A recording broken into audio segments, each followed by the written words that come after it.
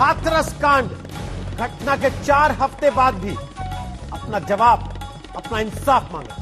अब जांच सीबीआई के हाथ में है और इस बीच इलाहाबाद हाईकोर्ट ने पीड़िता के परिवार को बुलाया और उनके सामने ही पुलिस को उनके एक्शन पर फटकार लगाई। आखिर 14 सितंबर को क्या थी पुलिस की भूमिका? हाथरस की पीड़िता के मामले में उस दिन पुलिस ने क्या लापरवाही दिखाई? इस सच को हमारे अंडरकवर रिपोर्टर्स ने बेनकाब किया है। हमारे सुपर एक्सक्लूसिव स्टिंग ऑपरेशन में हाथरस कांड में सस्पेंड हुए पुलिस इंस्पेक्टर दिनेश वर्मा बताएंगे कि लहूलुहान पीड़िता के मामले में कैसी घोर लापरवाही उस दिन उत्तर प्रदेश की पुलिस ने बरती थी।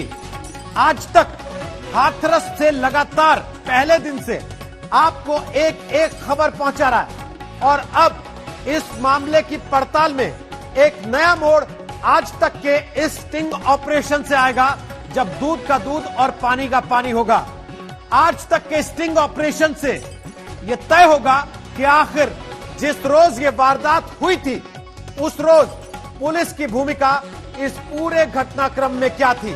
क्या वाकई पुलिस पीड़ित परिवार को इंसाफ दिलाना चाहती थी या फिर पुलिस की लापरवाही ने ही इंसाफ से पीड़ित को इतना दूर कर दिया कि पहले एसआईटी और अब सीबीआई को इस मामले की जांच के लिए उतारा गया। तो अब आपको दिखाते हैं आज तक का यह स्टिंग ऑपरेशन, जिसमें यूपी पुलिस के इंस्पेक्टर जो सस्पेंड हो चुके हैं वो बता रहे हैं कि आखिर 14 सितंबर को क्या हुआ।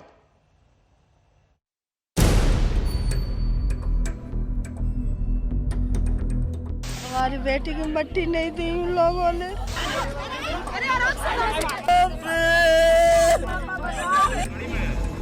हमें न्याय मिलना चाहिए। उसके भाई ने उसकी मां ने किया है, मेरे बच्चों ने कुछ गुनाह नहीं किया। अपनी बिटिया के लिए लड़ेंगे।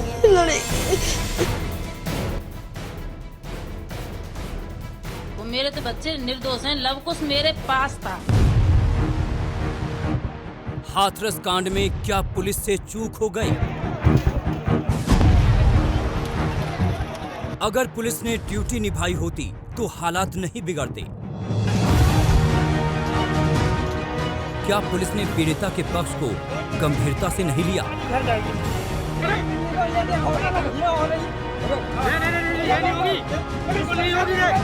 क्या पुलिस आरोपियों के पक्ष में खड़ी हो रही थी? इन सारे सवालों का जवाब आपको मिलेगा। हमारे अंडरकवर रिपोर्टर ने उन पुलिस वालों से सच निकलवाया है जो हाथरस कांड में पहले दिन से जुड़े थे, जिनकी नजरों के सामने हाथरस की पीड़िता इलाज के लिए हाथरस से अलीगढ़ और अलीगढ़ से दिल्ली तक गई, और जिन पुलिस वालों को सरकार ने लापरवाही के लिए सस्पेंड भी कर दिया। हाथरस कांड में उत्तर प्रदेश सरकार ने हाथरस के एसपी विक्रांत वीर, सर्किल ऑफिसर राम शब्द, इंस्पेक्टर दिनेश कुमार वर्मा, वरिष्ठ उप निरीक्षक जगवीर सिंह व हेड मुहर्रिर महेश पाल को सस्पेंड कर दिया था। सस्पेंड होने वाले इंस्पेक्टर दिनेश कुमार वर्मा चंदपा थाने में तैनात थे। आज तक की एसआईटी टीम से उनका सामना हुआ तो हाथरस कांड के सवालों के चौंकाने वाले जवाब आते गए। क्या हाथरस कांड को हैंडल करने में पुलिस से चूक हुई? हाथरस गैंगरेप कांड में निलंबित हुए चंदपा थाने के इंस्पेक्टर दिनेश कुमार वर्मा ने आज तक के एसआईटी टीम के सामने पूरे मामले में अपनी गलती मानी। अच्छा ये बताओ सर, आप अपनी तरफ से नेग्लिजेंस क्या मानते हो पूरे केस? नेग्लिजेंस नहीं तो हमारा तो वही ठहरा है, तुम साथ नहीं गए, देखने नहीं गए, इलाज नहीं कराया, तुमने दिखाई नहीं मिला, ये नहीं। और मेरी तरफ से नहीं। सुना आपने, निलंबित इंस्पेक्टर दिनेश कुमार वर्मा आज तक के खुफिया कैमरे पर कह रहे हैं कि हाथरस कांड में पुलिस से बड़ी चूक हुई। 14 सितंबर की घटना के बाद पुलिस नहीं गई, पुलिस ने पीड़िता का इलाज नहीं कराया, पुलिस ने एक सिपाही को भी नहीं भेजा। तो सवाल है कि ऐसा पुलिस ने क्यों किया? क्या पुलिस आरोपियों की मदद करना चाहती थी? ये सवाल स्वाभाविक है कि 14 सितंबर को जब लड़की बुरी तरह लहूलुहान थी, उसका भाई उसको लेकर थाने गया और थाने ने मामले में गंभीरता नहीं दिखाई तो किस लिए? क्या हुआ? किसने मारा है आपको? हाँ? किसने?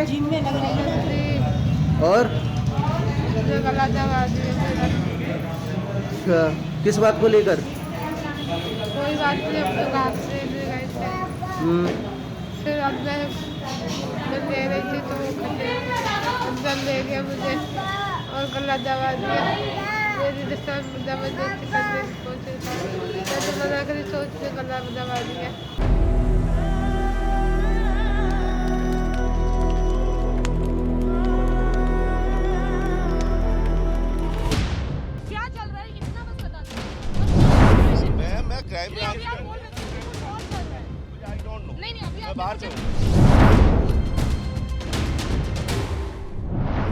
क्या पुलिस आरोपी पक्ष की मदद करना चाहती थी?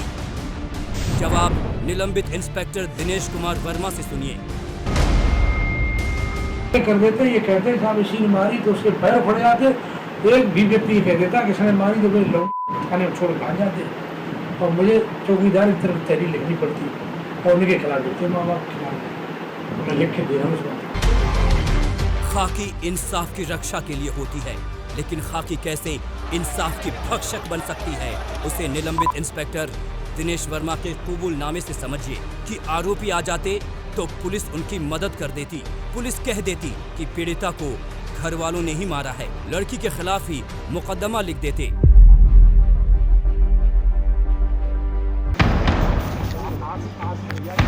आज तक की अंडरकवर टीम एक पुलिस वाले के इस बयान से हैरान रह गई। इंसाफ के तराजू में कैसे बेईमानी का चुंबक चिपका दिया जाता है, इसको आप इस बयान से समझ सकते हैं। तो सवाल है कि प्रेम प्रसंग का मामला आता तो क्या लड़की के खिलाफ ही पुलिस मुकदमा दर्ज करा देती? निलंबित इंस्पेक्टर दिनेश कुमार वर्मा की मंशा कितनी खतरनाक थी, अब आप इसको समझिए। अगर आरोपियों की तरफ से कोई आकर ये गवाही दे देता कि लड़की को उसके घर वालों ने मारा है क्योंकि उसका आरोपी संदीप के साथ अफेयर था, तो निलंबित इंस्पेक्टर लड़की के खिलाफ मुकदमा दर्ज कर देता। एक बार और रेप करने की कोशिश की थी। लड़की के खिलाफ भी मुकदमा हो सकता था, आप जैसा कह रहे हैं। लड़की परवारी जिंदगी हो सकता था, वो कैसे? मीडिया में जाती किन्ने मारा, कुछ चश्मे तो दो आदमी आए थे, सामने देखा थे मारते। संदीप बात लगी थी, किन्ने रंगे से मैंने मारा। इंसाफ की अदालत में सच पहुंचाना पुलिस का काम है, और हाथरस की पुलिस कैसे सच को झूठ और झूठ को सच में बदल देती है, इसको इस तरह समझिए। दो चश्मदीद जुटाकर केस बदल देती पुलिस, लड़की पर ही मुकदमा कर देती पुलिस। अब तक आपने सुना कि पुलिस पीड़ित को आरोपी और आरोपी को पीड़ित बनाने के लिए कैसे उल्टा मुकदमा दर्ज करा सकती है, लेकिन अब हम आपको जो सुनाने जा रहे हैं उसे सुनकर आप सोचेंगे कि हाथरस के उन पुलिस वालों के दिल में आत्मा नाम की कोई चीज भी थी या नहीं। क्या प्रेमिका से बलात्कार की इजाजत है?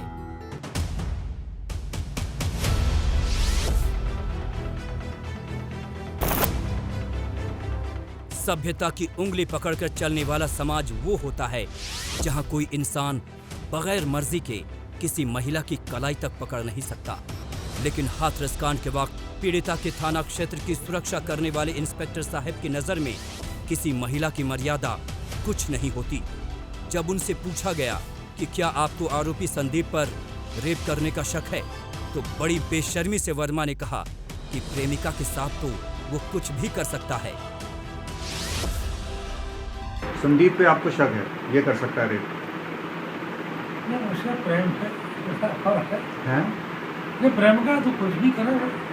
ये पुलिस की बेशर्मी और संवेदनहीनता की हद है। हम आगे आपको सुनाएं कि सामूहिक बलात्कार पर पुलिस का जवाब क्या है। उससे पहले सुनिए कि मृत्युशैया पर पीड़िता ने अपने साथ गैंगरेप को लेकर क्या कहा था। उस दिन जिस दिन आपकी चोट लगी है उस दिन रेप हुआ है? अच्छा, दोनों ने किया था, कोई और भी था?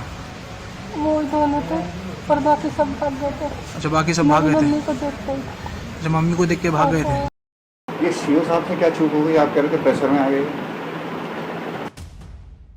अब आप सुनिए पुलिस के निलंबित इंस्पेक्टर वर्मा से कि गैंगरेप की धाराएं आरोपियों पर कैसे लगी? क्या दबाव में आकर लगाई गई थीं गैंगरेप की धाराएं? निलंबित इंस्पेक्टर वर्मा ने हमें बताया कि इस केस में जांच अधिकारी सर्किल अफसर यानी ब्रह्म सिंह ने दबाव में आकर गैंगरेप की धाराएं बढ़ा दी, जो उनके हिसाब से नहीं बनती थी। ये सीओ साहब से क्या चूक हो गई? आप कह रहे थे प्रेशर में आ गए। हम कह रहे थे लड़की ने बयान दिए, हवा उड़ रही थी, 4 दरिंदे उन्हें नाम बढ़ा दिए, बेजा दी। पहले वाले सीओ साहब थे यादव जी, उन्होंने नहीं बढ़ाया, दूसरे वालों ने बढ़ाया, ब्रह्म सिंह जी ने। तो आपके हिसाब से नहीं बढ़ाने चाहिए थे। नाम भी बढ़ जाते, धारा ना बढ़ाते, बोली गैंगरेप नहीं बढ़ाना चाहिए। गैंगरेप गलत बढ़ा दिया। आज तक की स्पेशल इन्वेस्टिगेटिव टीम ने उस सच को बेनकाब किया है जिसे हाथरस की पुलिस ने दबाने की कोशिश की, या कहें कि पुलिस ने अपनी वर्दी से नाइंसाफी की। जमशेद के साथ नितिन जैन, हाथरस आज तक। हम आपको इस खुलासे का अगला हिस्सा दिखाएं, उसके पहले आपको बता देते हैं इस कवरेज के दौरान हमारे साथ 3 खास मेहमान रहेंगे। हमारे साथ अपराजिता सारंगी है जो कि सांसद हैं बीजेपी की। हमारे साथ सुनील सिंह यादव हैं, वो सदस्य हैं विधान परिषद के, समाजवादी पार्टी के नेता और प्रवक्ता हैं। और हमारे साथ विक्रम सिंह साहब हैं जो कि पूर्व डीजीपी हैं, उत्तर प्रदेश के हाईली डेकोरेटेड अफसर हैं। तीनों से हम बात करेंगे, लेकिन हम तीनों से बातचीत को शुरू करें उसके पहले जरा स्टिंग ऑपरेशन का एक हिस्सा आपको और देखना चाहिए। 14 सितंबर को पुलिस ने हाथरस कांड में जितनी बड़ी चूक की उसके बारे में निलंबित इंस्पेक्टर दिनेश वर्मा ने सारा कच्चा चिट्ठा खोल दिया, लेकिन उससे भी ज्यादा गड़बड़ियों की सारी रिपोर्ट कांस्टेबल जमील ने आज तक के स्टिंग ऑपरेशन में खोलकर रख दी। हमारे खुफिया कैमरे पर जमील ने जो कुछ बताया उससे पता चलता है कि पुलिस ने कितनी लापरवाही बरती और कैसे पीड़िता के साथ पहली नजर में ही सरासर नाइंसाफी कर डाली गई। हाथरस आज भी सुलग रहा है। यूपी पुलिस की एसआईटी जांच कर रही है कि 14 सितंबर को क्या हुआ था और उसके बाद कैसे पीड़िता की जिंदगी मौत में बदल गई।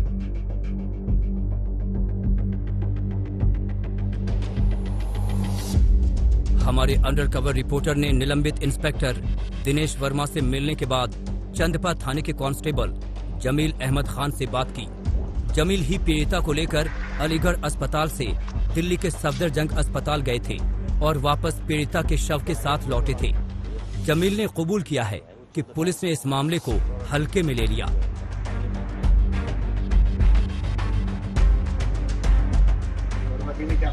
इनके यहाँ क्या मिस्त्री बता दें, ये इस बात पे गए हैं कि इस मामले को हैंडल करने के लिए एक तो स्वयं इनको मौके पे जाना चाहिए था।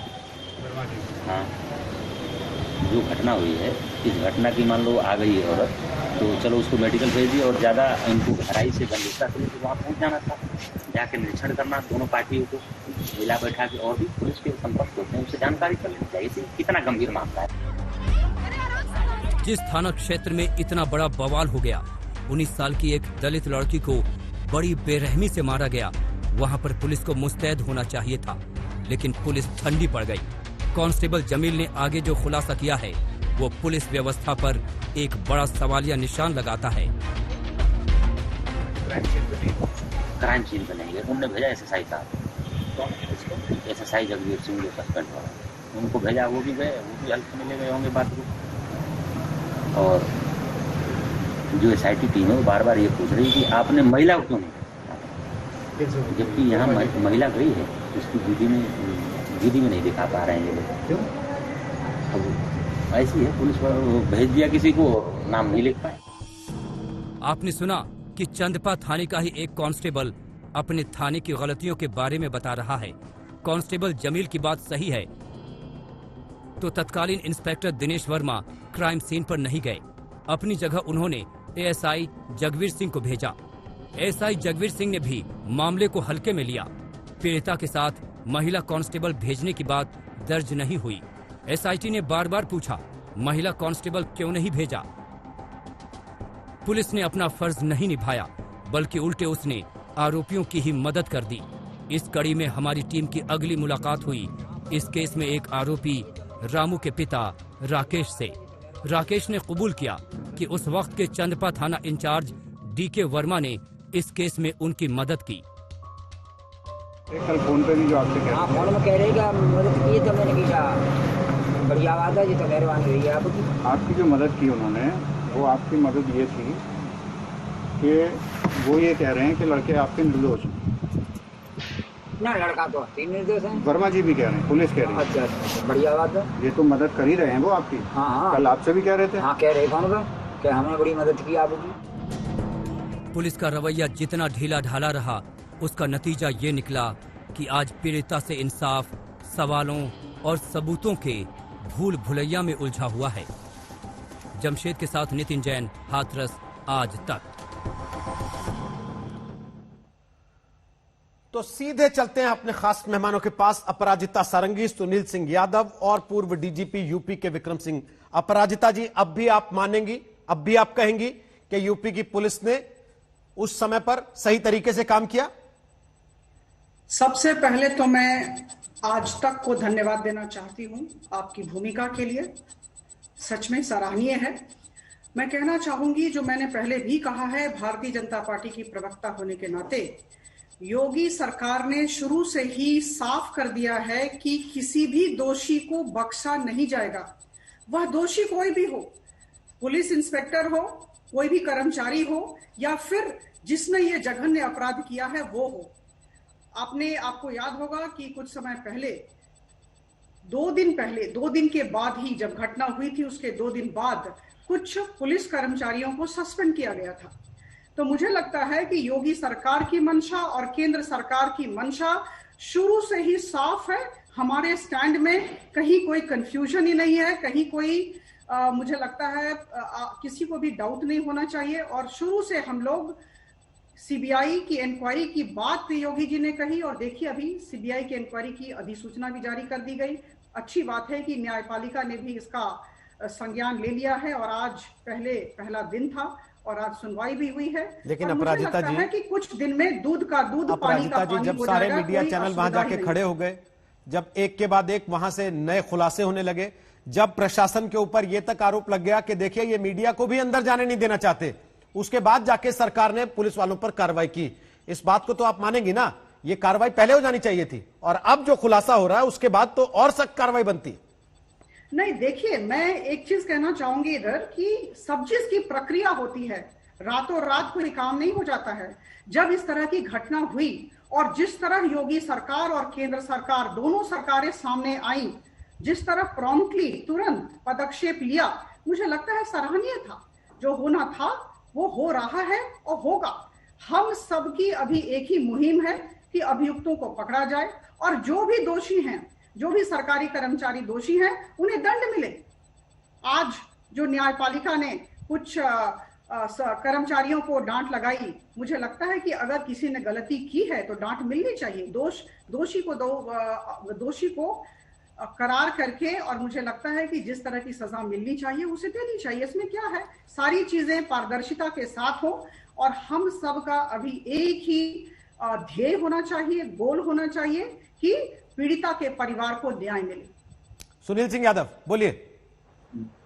रोहित जी, सबसे पहले तो मैं आज तक को आपको और आपकी पूरी टीम को मैं बधाई दूंगा कि आप वो सच देश और दुनिया के सामने लेकर के आए जिसको लगातार योगी सरकार छिपा रही है। योगी सरकार ने हाथरस की घटना पर पहले दिन से देश को, देश की मीडिया को, विपक्ष को, सबको गुमराह करने की कोशिश की, और बड़े लंबे समय तक वो कोशिश जारी रही। ये माननीय हाई कोर्ट ने जब स्वतः संज्ञान लिया, आज स्वतः जब सबको बुलाया, आज भी जो अधिकारियों ने सरकार के पक्ष रखा, उससे परिवार बिल्कुल अलग था। परिवार जो पहले दिन से आपसे कह रहा है, देश की मीडिया से कह रहा, आज माननीय न्यायालय के सामने वही बात आई। परिवार ने कहा कि बेटी को मुंह नहीं दिखाया गया, परिवार ने कहा कि हमारी बिना अनुमति के जला दिया गया, परिवार ने कहा कि डीएम धमका रहे थे। तो मुझे लगता है कि जो आज फटकार लगी है वो अधिकारियों को नहीं लगी रोहित जी, वो पूरी उत्तर प्रदेश सरकार को फटकार लगी, और सिस्टम को। आप किससे न्याय की उम्मीद करते हैं? वही पुलिस, मतलब पुलिस पर कितने सवाल खड़े हो गए यह हमारे लिए भी दुर्भाग्य का विषय है, आपके लिए भी, और विक्रम सिंह जी रहे हैं यहाँ के डीजी, उनके लिए भी सब करने वाली। उत्तर प्रदेश में अब आप न्याय की उम्मीद किससे कर सकते हैं जब गलत अधिकारियों की पैरवी लगातार सरकार कर रही हो। जिस सरकार का एडीजी लॉ एंड ऑर्डर ये कहे कि बेटी के साथ गैंगरेप ही नहीं हुआ, मतलब सरकार और सरकार के अधिकारी जज हो गए और भारतीय जनता पार्टी और उनका आईटी सेल उस बेटी के न रहने के बाद भी जिस तरीके से उनका चरित्र हनन कर रहे हैं, कोई कह रहा गैंगरेप नहीं हुआ, कोई कह रहा रिश्ते थे, फलाना था। अरे भाई कुछ भी होगा, आप गैंगरेप कर देंगे, हत्या कर देंगे, ये जांच का विषय है। और रोहित जी, जो आज माननीय न्यायालय ने जो 3 मांगे परिवार की थी, जो परिवार पीड़ित पक्ष के वकील ने रखी है कि ट्रांसफर होना चाहिए केस, परिवार को सुरक्षा मिलनी चाहिए और जो जांच हो रही है उसकी गोपनीयता बनाए रखनी चाहिए। हम एक बार फिर आपको, आपकी टीम को बधाई देंगे कि जिसको पूरी एड़ी चोटी का जोर लगा करके योगी सरकार छिपा रही थी, योगी सरकार का तो असली चेहरा सामने आ गया रोहित जी। और यह साबित हो गया कि जो रंजीत सिंह, जो उनके नेता है बाराबंकी के, जो बेटी के लिए सोच रखते हैं, जो बलिया के विधायक सोच रखते हैं, जो उनके सांसद सोच रखते हैं, वही सोच योगी सरकार रखती है। तो कहीं ना कहीं योगी सरकार का असली चेहरा सामने आया। विक्रम सिंह साहब, पहले तो आपका पहला कमेंट ये देखने के बाद, जो पुलिसकर्मी इस पूरे मामले के लिए एक मिसाल हो सकते थे खड़े करने के लिए कि ये न्याय की दिशा में एक मिसाल हो जाता, उन्हीं की बातों से ये पता लग रहा है कैसे उनकी लापरवाहियों से इस पूरे मामले को खत्म करने की कोशिश की गई शुरू से। रोहित जी, आपको और आज तक चैनल को बहुत बहुत बधाई कि आपने जो स्टिंग ऑपरेशन किया है, दरअसल एक्स्ट्रा जुडिशियल कन्फेशन रिकॉर्ड किया है आपने, जिसके दूरगामी परिणाम हो सकते हैं विवेचना की मदद करने में। और मैं ये भी कहूंगा, विद्वान पैनलिस्ट के साथ बीच में जब आपका संबोधन चल रहा था, इतनी आत्मग्लानि और शर्मिंदगी मुझे जीवन में कम हुई है जितनी आज हुई। मुझे ये मन कर रहा था कि आपका शो छोड़ के चला जाऊं, क्योंकि मुझे लग रहा था जैसे मैं इस काबिल नहीं हूं कि मुंह दिखा सकूं अब आपके सामने। इतना सब सुनने के बाद जितनी आत्मग्लानि मुझे आज हुई है कम हुई है। बहरहाल गैंग रेप होता है और इस पे क्या मजबूरी थी दिनेश वर्मा की या अन्य कर्मचारियों की कि उन्होंने अपराध पंजीकृत नहीं किया। इस तरह की बेशर्मी और बेहयाई का कारण क्या था? सुनील सिंह साजन साहब ने बिल्कुल सही कहा, जितनी मुझे शर्मिंदगी आज हो रही है कम हुई है मुझे अपने जीवन में। और ये इतनी लज्जा का विषय है। एक संवेदनशील प्रवक्ता है अपराजिता जी, मैं उनके माध्यम से विनम्र निवेदन करना चाहूंगा, अभी डीएम सस्पेंड नहीं हुए हैं, दोषी पुलिसकर्मियों के ऊपर धारा 166A आईपीसी का मुकदमा नहीं लिखा गया है, ये जेल नहीं भेजे गए हैं, आरोपियों के ऊपर गैंगस्टर एक्ट नहीं लगा है, डीएम सस्पेंड नहीं हुआ है, एसडीएम सस्पेंड नहीं हुआ। अपराजिता जी, कम से कम कुछ तो प्रायश्चित अब कर लिया जाए। ये प्रायश्चित का कम से कम योगा, प्रायश्चित तो कभी नहीं हो पाएगा, कम से कम कुछ तो हम ये संदेश दें कि जो त्रुटियां दिनेश वर्मा और उसके गिरोह ने की, हम उसमें शामिल नहीं हैं। अपराजिता जी, बहुत बड़ी और पवित्र जिम्मेदारी ईश्वर ने आपको दी है, मैं आपकी बात पर चुना है। अपराजिता जी से अभी कमेंट लूंगा विक्रम सिंह साहब, और जो बात आपने प्रशासनिक अधिकारियों की कही उनका भी जिक्र आएगा, उनसे भी जुड़ी बातें स्टिंग ऑपरेशन में आएंगी। लेकिन उसके पहले एक चीज और दिखाते हैं। भले जिले के एसपी तक नप गए, लेकिन 29 सितंबर की रात हाथरस की पीड़िता का जिस तरीके से अंतिम संस्कार किया गया, उसमें पुलिस और प्रशासन दोनों पर कई सवाल खड़े हुए। आखिर परिवार की मर्जी के बगैर, उनकी मौजूदगी के बिना पीड़िता का अंतिम संस्कार चोरी चुपके करने की कोशिश क्यों हुई? इस पर आज इलाहाबाद हाईकोर्ट की लखनऊ बेंच में हाथरस के डीएम ने कानून व्यवस्था यानी लॉ एंड ऑर्डर की दलील दी। इस पर अदालत ने पूछा, अगर किसी अधिकारी या अमीर की बेटी के साथ ऐसा होता तब भी क्या प्रशासन का यही रवैया रहता? इस मामले में निलंबित इंस्पेक्टर दिनेश वर्मा ने आज तक के खुफिया कैमरे पर कबूल किया कि यह सब कुछ डीएम और कमिश्नर के कहने पर हुआ।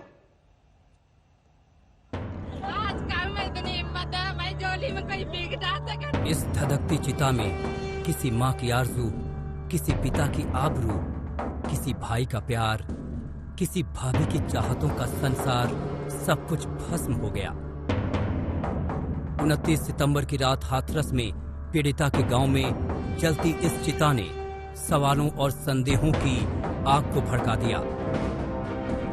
किसी को तो पता होगा क्या कोतवाल हो सकता हूँ पर बोल नहीं सकता हूँ मैं। अच्छा, कोई तो बता दे सर, हमको जरा बता दीजिए। जो बोल सकता है वो बोले। नहीं, कौन, ये क्या चल रहा है, इतना बस बता दीजिए सर। बस इतना सा मुझे बता दो, बस मेरी इन्फॉर्मेशन।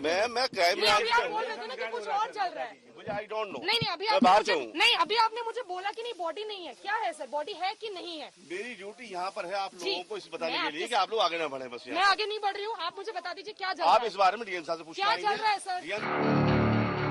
अब सवाल है कि रात के अंधेरे में क्यों किया गया पीड़िता का अंतिम संस्कार? किसके हुक्म से रात के अंधेरे में हुआ पीड़िता का अंतिम संस्कार?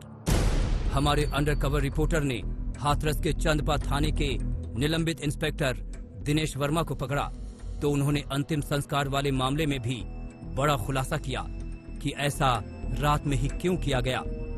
निलंबित इंस्पेक्टर दिनेश वर्मा का कहना है कि ये फैसला एरिया कमिश्नर और डीएम का था और ये फैसला इन्होंने इसलिए लिया कि ऐसी सूचना थी कि पीड़िता के शव के साथ सड़क जाम किया जाना था। इसलिए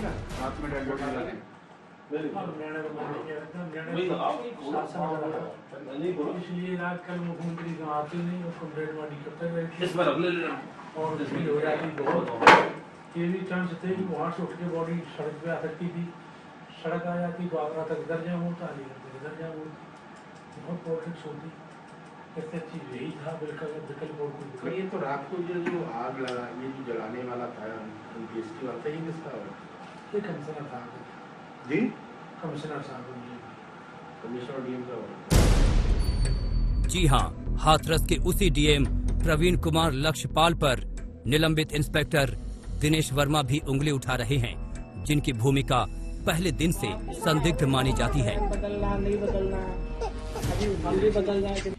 अब निलंबित इंस्पेक्टर दिनेश वर्मा ने जो खुलासा किया है उसके मुताबिक शव को रात में जलाने का फैसला कमिश्नर और डीएम का था। शव के साथ चक्का जाम की आशंका के कारण ये फैसला लिया गया और आपको याद होगा कि कैसे उन्होंने पीड़िता के ही परिवार को उल्टे धमकाया भी था। आप अपनी विश्वसनीयता खत्म मत करिए। तो मीडिया वाले मैं आपको बता दूं, आज अभी आधे चले गए, कल सुबह तक आधे और निकल जाएंगे, 2-4 बजेंगे कल शाम को, और हम ही आपके साथ खड़े हैं। अब आप देखिए कि पुलिस वालों पर तो कार्रवाई हो गई, एसपी तक नप गए, लेकिन डीएम साहब ठसक के साथ हाथरस में जमे हुए हैं। जमशेद के साथ नितिन जैन, हाथरस आज तक। तो हमारे साथ अपराजिता सारंगी हैं, वो बीजेपी के सांसद हैं। सुनील यादव हमारे साथ हैं, समाजवादी पार्टी के विधायक और प्रवक्ता हैं, और विक्रम सिंह साहब हैं जो डीजीपी हैं। विक्रम सिंह साहब, ये तो अब इन लोगों ने स्टिंग ऑपरेशन में कैमरे पर कबूल कर लिया कि डीएम और कमिश्नर के ऑर्डर्स थे। क्या यह बात किसी से छुपी थी कि डीएम और कमिश्नर के ही ऑर्डर्स से ये सब कार्रवाई हुई होगी आधी रात में? और जब कार्रवाई हुई तो इन्हीं को छोड़कर बाकी सब नाप दिए गए केवल दिखाने के लिए? निसंदेह रोहित जी, यह सर्वविदित था कि बहुत ऊंचे स्तर से यह निर्णय लिया गया था। स्थानीय तौर से यह निर्णय नीचे के स्तर पर लिया ही नहीं जा सकता था। दुर्भाग्य इस बात का है कि अभी भी हम चेते नहीं हैं। हाईकोर्ट के मामले में संज्ञान आ गया, सीबीआई तक मामला चला गया, लेकिन हम हठधर्मिता क्यों दिखा रहे हैं, किसके लिए दिखा रहे हैं?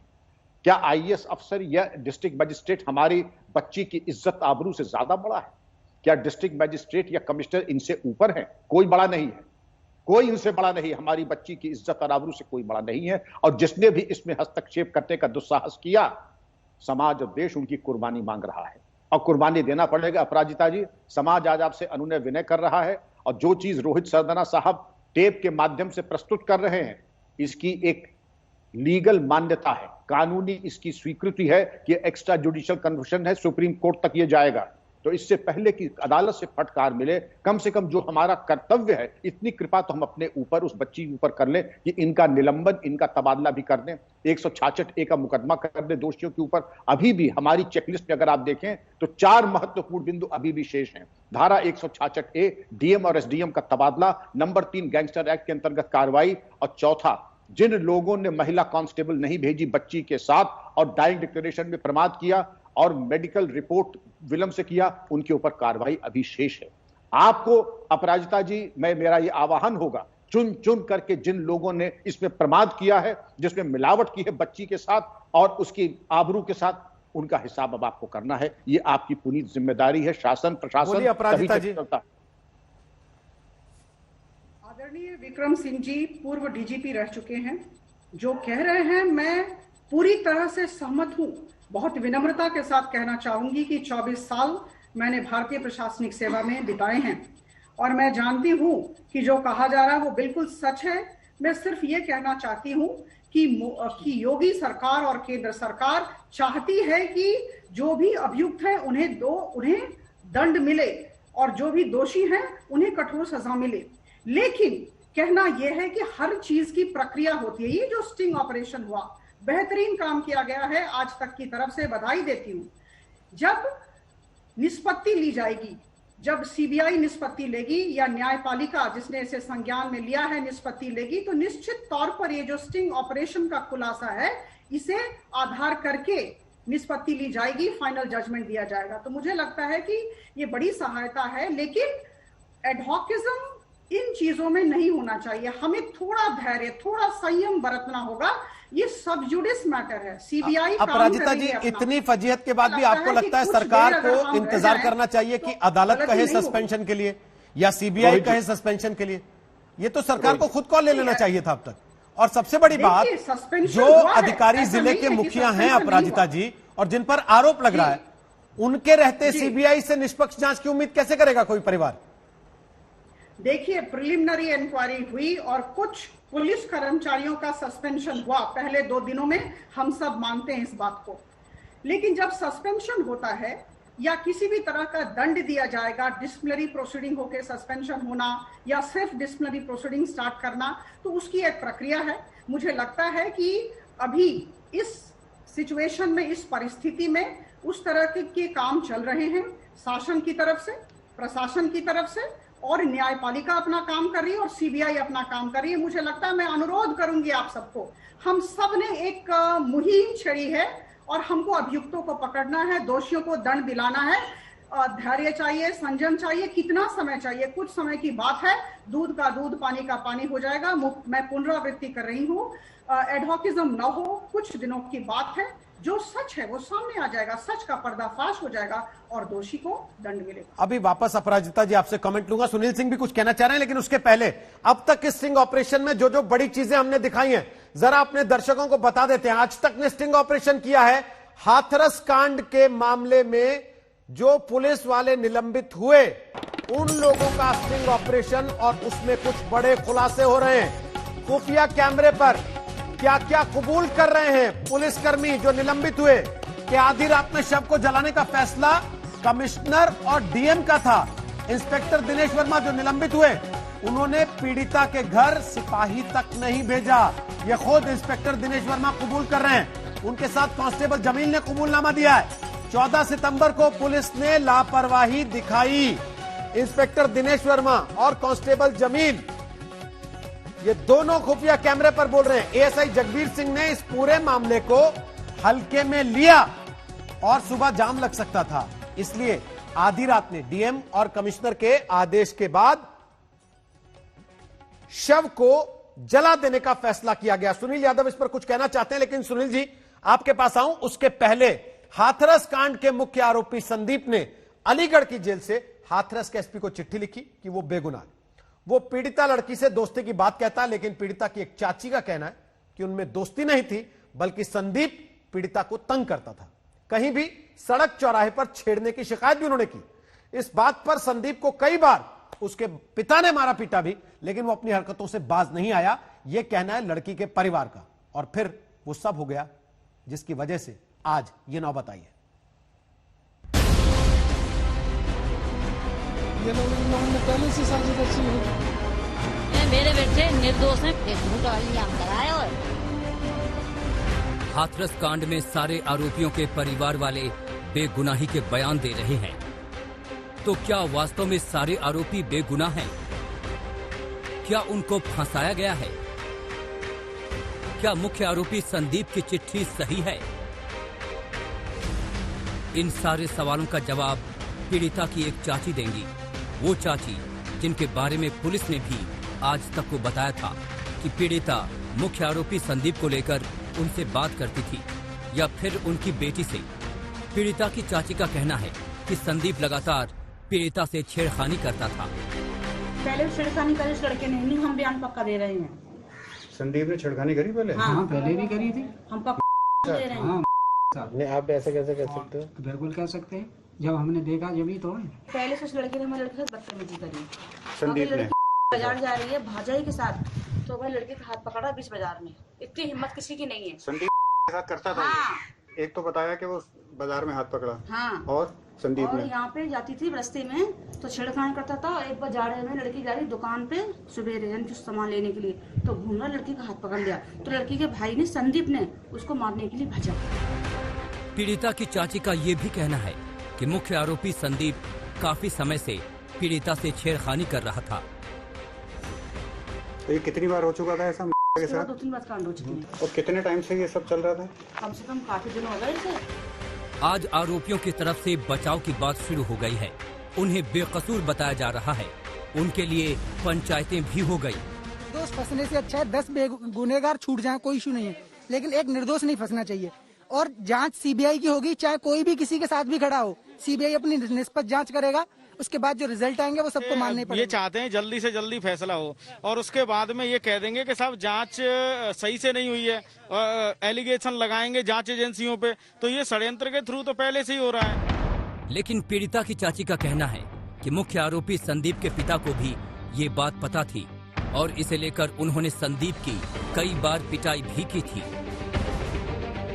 अच्छा, बाप ने मारा था ऐसे? बाप ने मारते थे, घर वाले ही मारते, झूठ क्यों बोले भाई, हमसे कोई लड़ाई नहीं उनसे, घर वाले ही परेशान थे, सब वो लोग बोलते थे इससे चला जा के मर जाए।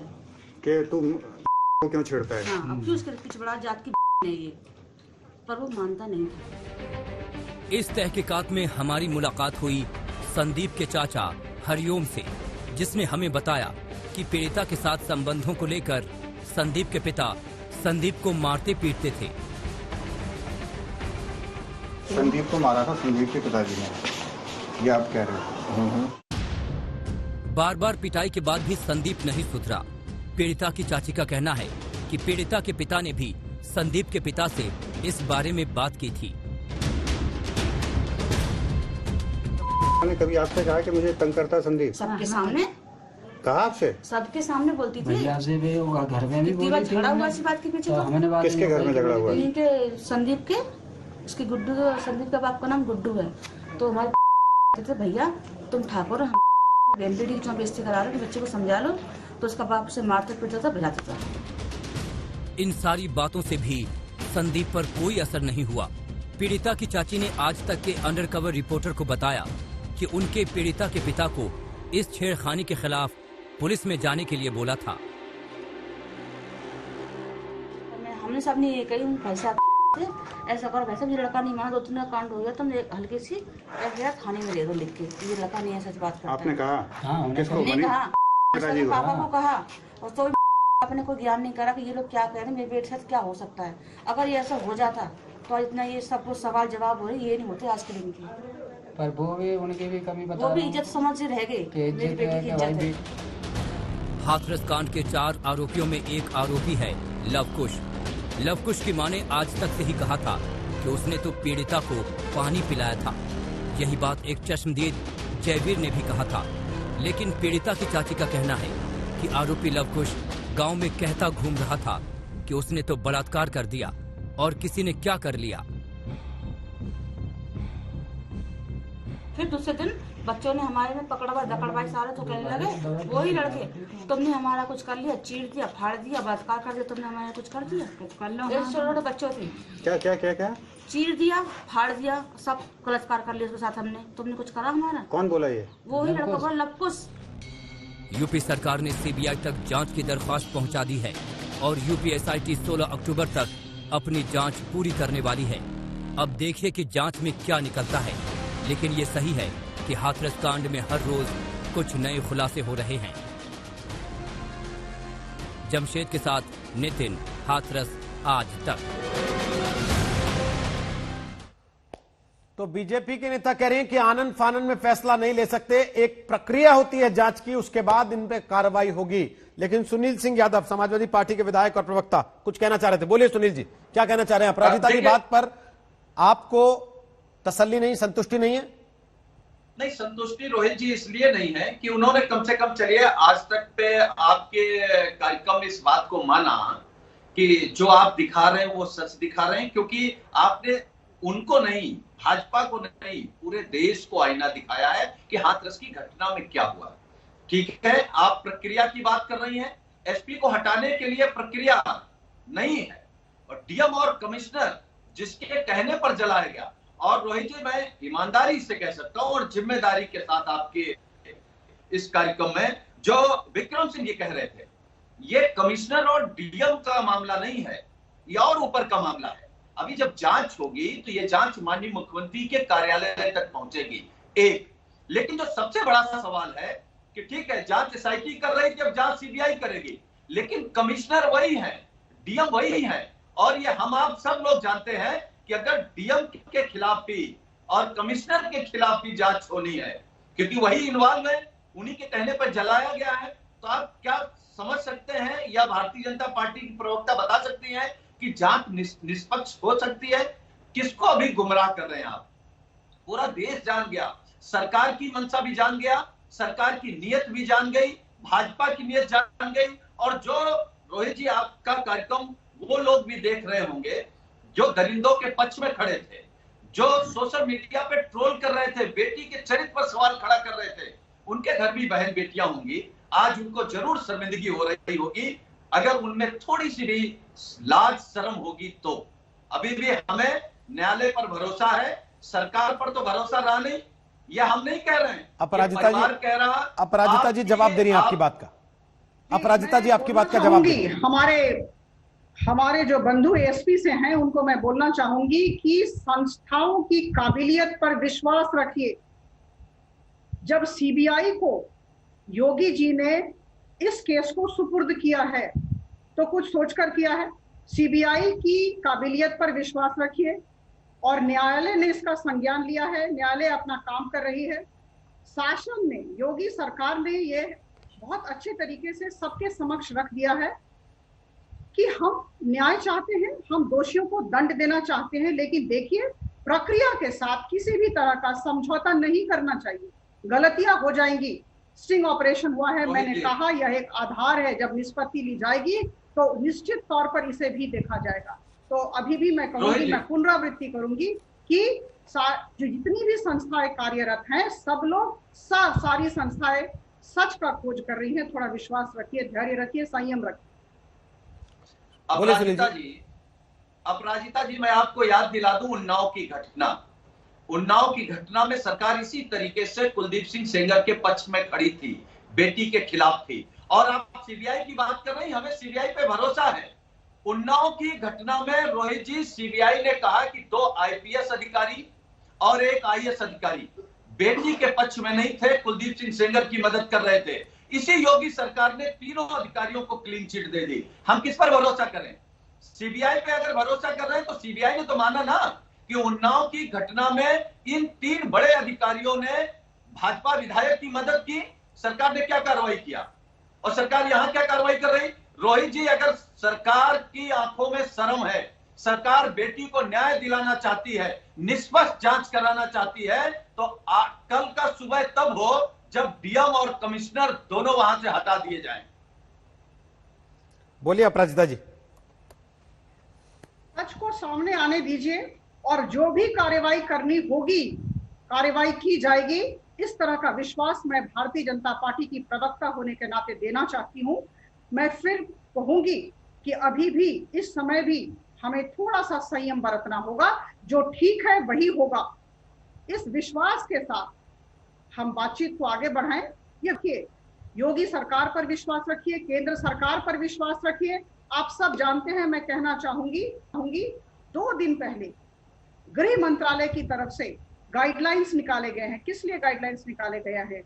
नारियों के प्रति जो अपराध हो रहे हैं, इसे कैसे कम किया जाए, इसकी दिशा में गृह मंत्रालय ने काम किया और गाइडलाइंस निकाले हैं, उसका कार्यान्वयन किया जाएगा। लेकिन अपराजिता जी, सवाल तो यही आ रहा है ना, बार बार गाइडलाइंस निकाले गए हैं। अगर स्थानीय स्तर पर जिन लोगों के पास जांच का जिम्मा है, महिला अपराध को रोकने के लिए कन्विक्शन रेट बढ़े, उनको जांच ठीक से करनी चाहिए। अगर विक्रम सिंह जी वो जांच इस तरीके से करेंगे जैसे स्टिंग ऑपरेशन में वो बता रहे बता दूं, हैं खुद अपने मुंह से, मैं आप सबको तो फिर बता कैसे दूं। कन्विक्शन रेट बढ़ेगा विक्रम सिंह जी? और दूसरी चीज, रोहित सरकार जी, क्या मैं वेट कह कर रही है दूं, कि अदालत मैं बोले बताना डीएम पे चाहूंगी। कार्रवाई करो, कमिश्नर पे कार्रवाई करो, तब करेगी? मैं आप सबको बता दूं कि अगर नेशनल क्राइम रिकॉर्ड ब्यूरो 2019 का रिपोर्ट देखेंगे तो कन्विक्शन में जो क्राइम हो रहे हैं विमेन के अगेंस्ट में यूपी में कन्विक्शन रेट सबसे ज्यादा यूपी में है। मेरी एक ही दरख्वास्त है, मैं पुनरावृत्ति करूंगी, संस्थाओं पर थोड़ा विश्वास रखिए, ठीक है, थोड़ी सी आस्था रखिए। ठीक है विक्रम सिंह जी बोलिए। रोहित जी, अगर इस तरीके का एक मिसाल हमने प्रस्तुत की है हाथरस में कि कैसे अब पुलिस का कार्य ना करें, तो ये एक आदर्श केस बनेगा कि अपराध पंजीकरण में किश्तों में धाराएं जोड़ें, विलंब से करें, मेडिकल देर से कराएं, 164 हम विलंब से कराएं, और तमाम जो जहां महिला कर्मियों को होना चाहिए वहां पुरुष कर्मी भेज दें। ये वो सारे तौर तरीके दर्शाती है कि किस प्रकार विवेचना नहीं होनी चाहिए। ये तो एक बात हुई। मैं पुनः कहना चाहूंगा, बल देना चाहूंगा, मैं बिल्कुल नहीं चाहता हूं कि एडहॉकिज्म हो, लेकिन प्रशासन में एक तरीका होता है। प्रथम दृष्टया एक कुशाग्र और कुशल प्रशासनिक अधिकारी वो है जो इंतजार नहीं करता है आज तक के रोहित सरदनाथ जी के स्टिंग ऑपरेशन का। वो जानता है उसमें ये प्रशासनिक क्षमता होती कि चेहरा पढ़ ले आदमी देख करके और घटनास्थल देख करके कि वहां पर क्या हुआ होगा और क्या हुआ है, अपने सूत्रों के माध्यम से सब, और उस प्राइम ऑफ फेसाई प्रथम दृष्टया केस के ऊपर उसको कुर्बान कर दे, जो कि एक लायबिलिटी बन रहा है, जो बोझ बन रहा है वर्दी के ऊपर और शासन प्रशासन के ऊपर। जिस प्रकार ये कमिश्नर और डीएम बोझ बन गए हैं, उनके ऊपर जितने जल्दी उनको अलग कर लेंगे अपने से, उतने ऊपर अपने ऊपर कृपा करेंगे। प्राइम ऑफ फेसाई कार्रवाई होती रही और होनी चाहिए। Shoot first, apologise later. बहुत बहुत शुक्रिया विक्रम सिंह जी, बहुत बहुत शुक्रिया अपराजिता सारंगी, और बहुत बहुत शुक्रिया सुनील यादव, आप तीनों का आज तक पर आने के लिए। सब एक सुर में कह रहे हैं कि आज तक ने सच सामने लाया, बहुत अच्छा किया, लेकिन आज तक का सवाल यह है कि कार्रवाई कब होगी। विक्रम सिंह दो टूक कह रहे हैं कि पहले कमिश्नर पर, डीएम पर कार्रवाई कीजिए, क्योंकि स्टिंग ऑपरेशन में दूध का दूध और पानी का पानी हो रहा है।